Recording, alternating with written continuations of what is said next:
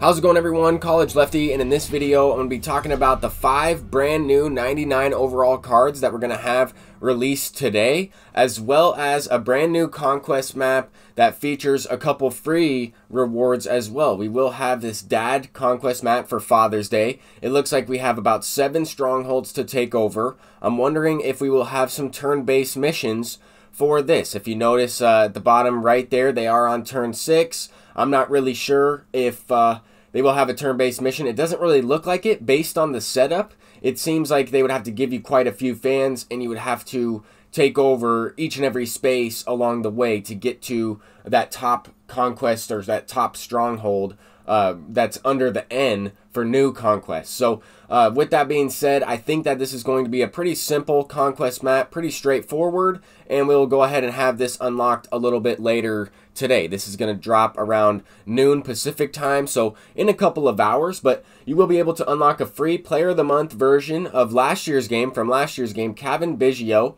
and then of course 93 overall prime Ken Griffey Sr. So these are going to be some pretty good free rewards. If you have Craig Biggio, you can put Kevin Biggio on the same team. You can put Ken Griffey Sr. and Ken Griffey Jr. on your same Diamond Dynasty team if you would want to do that. I think that that's pretty awesome. We are going to have a couple other things released as well. This is going to be the brand new headliner card. Mike Scott, 99 overall, and this card should be pretty good. He might have a sinker. In years past, he did not, but he does have a pretty good splitter along with the curveball and slider, if I'm not mistaken. I'm going to go ahead and show his card art, or at least his attributes from last year. I'll go ahead and hide the face cam as we will start to get into some attributes and some gameplay.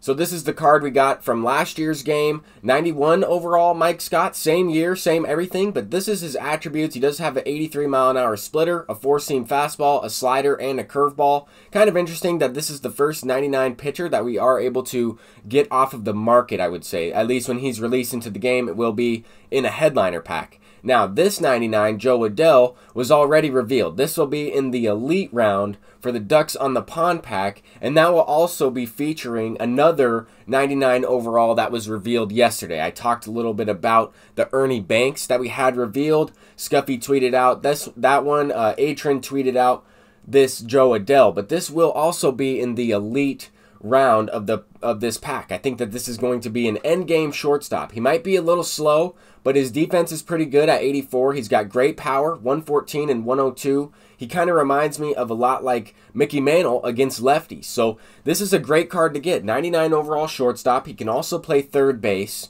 and he should be right around 120 to 150,000 stubs. I'm not really sure how expensive these elite round players are going to be. It depends on if they increase the amount that it costs to purchase the pack in the pack store. The first time we had these Ducks on the Pond players, we only had the base round and the rare round. Now we'll have 3 rounds. Another thing to keep in mind, if you have not yet completed your Evolution Jackie Robinson missions and moments and collections and exchanges, you want to go ahead and do that, because you are going to be able to get a 99 overall Jackie Robinson today alongside this Jackie Robinson Foundation bat skin. I think that this is incredible. I talked about the Evolution program and how I thought it would kind of go, and it turns out that we were pretty much on point with some of those predictions. Here are the stats from Jackie Robinson from last year. Here are his attributes. These are pretty solid. 119, 122, 80 power against righties, 79 against lefties. Hopefully both of those will be above 80 in this year's game. 125 vision, 95 speed, and gold fielding. So as you can see, I am at stage 3 for this Jackie Robinson Evolution program. We will be able to get the 99 overall a little bit later. We will also have another 99 overall revealed in that Ducks on the Pond pack from Paul Sporer. So we will have, within a couple hours, we will have that final 99 overall player confirmed, and I'm thinking it could be a starting pitcher, it could be a relief pitcher, it could also be a position player. I mean, obviously those are really the only choices we can get, but I really think that it could be any of those, because we got the headliner as Mike Scott. It could be a pitcher, it might not be. We already have a 99 pitcher, we have a middle infielder, we actually 2 middle infielders coming out, we have an outfielder, Joe Adell, as well as the Ken Griffey Sr. So we could get a first baseman or a corner infielder. We could get a catcher. So we could get all kinds of stuff today. I mean, this program and this content drop today is going to be amazing. So we're going to go ahead and get into the Moonshot event for a game, and then we're also going to hop into some viewer games, just trying out this brand new patch. And I really haven't noticed anything brand new with the hitting engine. I've just really noticed the feedback, the launch angles, the different timing windows, and kind of depending on where the pitch is located, determines how you're going to hit the ball at certain times. I think I noticed that in the patch notes as well. I was just kind of looking through a few things, and now we're going to go ahead and hop into a viewer game against Danny B. Very good player. I was also reading in the patch notes how they fixed major league stadiums with lag and just input delay and stuff like that. I haven't really noticed too much of that this year in general anyway, and we were playing at some minor league stadiums, so we won't be able to tell that in this video. I guess we might be able to a little bit playing here at Polo Grounds. I'm not sure if they fixed it for Legend stadiums. I just haven't really noticed any lag or any input delay at all this entire year playing at Major League fields or Legend fields. I have noticed less of that this year than any other year, I would say. So found that a little interesting that they did include that in the patch notes, but I didn't really talk about it in the recent video because we're playing at minor league stadiums for the most part anyway. So with that being said, we are playing a viewer game here.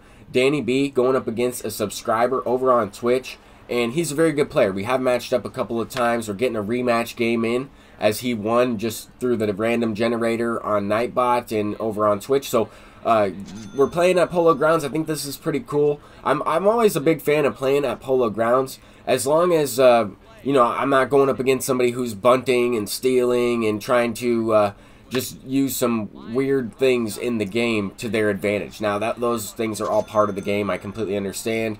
I did play a guy that was bunting nonstop at Polo Grounds earlier in the year, but I know Danny B, he's not going to do that in the viewer game. I know he's going to look to hit the baseball, and that's pretty much what we were able to do in this one. I mean, Danny B so far has had a couple hard hit balls. They just did not get rewarded, and here's another good example of that right here. I mean, we lined out or popped out with Mike Trout. Here, this is probably a double into the gap at most fields. You just really never know with Polo Grounds. He might have got a little under it, but that one looked pretty squared up to me and could have easily been launched into the gap for an extra base hit. We end up rolling a double play here to win this game, and I figured I would just include the highlights right in this video. We'll get back into the Moonshot event, just mixing it up all around in this one. Just updating you guys with content, updating you guys with the patch and the feedback, updating you guys with this Moonshot event and kind of where I'm at with ranked seasons, the event, viewer games, all those types of things. So we're trying to touch on everything in this one. This opponent actually had a really good record. His record was like 24 or 22-4, something like that. But if you notice on this swing right here, I was a little bit late. I got that pitch slightly behind the perfect timing window, and it was on the outside corner. So in the patch notes, it does say that location of the pitch will also determine, you know, how you're supposed to hit it in your timing window and how you hit it with your barrel of the bat. So pitch over the middle of the plate, you're more likely to square up with early feedback. You can also hit those pitches foul as well. That sometimes will happen on the tougher difficulties. Obviously, facing a common or bronze pitcher in the Moonshot event, pitch down the middle, you're more likely to hit out than you would be facing Corey Kluber, or just those different attributes, the different pitching feedbacks come into play. There's a lot of factors that go into this, but this is a great example of a pitch. I felt like I was late on it. I felt like I was a little bit late, but as you can see from the feedback, we were perfect on it somehow, but hit it to dead center. Sometimes you don't get the higher exit velocity when you don't pull the ball as much. But it just depends. I mean, that pitch might have been hung over the middle. You might have had early feedback on it. I'm not really sure. There's a lot of things that it doesn't really tell you that will factor into your hit chance and the hit type in general. So we are able to kind of break this game open a little bit, hit a couple home runs. We're in the top of the third. We scored each and every inning in this game, and it's a 7-1 game. I know that this opponent is going to score some runs, though. I mean, it's a 3-inning game. I brought in Pat Neshek because I used him in the previous inning. Mainly, I was using left-handed common relievers, though, I figured I would go with the righty there facing Christian Yelich. He hits it out. But we do have 2 down in the inning. Sean Gilmartin in the game to close it out. Gets the pop-up to Cody Bellinger. I have had a lot of success with that Cody Bellinger as well. I've really enjoyed using him in this event. But that's going to do it for this one. Thank you all for watching. I'm looking forward to the content dropping in a couple of hours, 12 p.m. Pacific time. Peace out, everybody.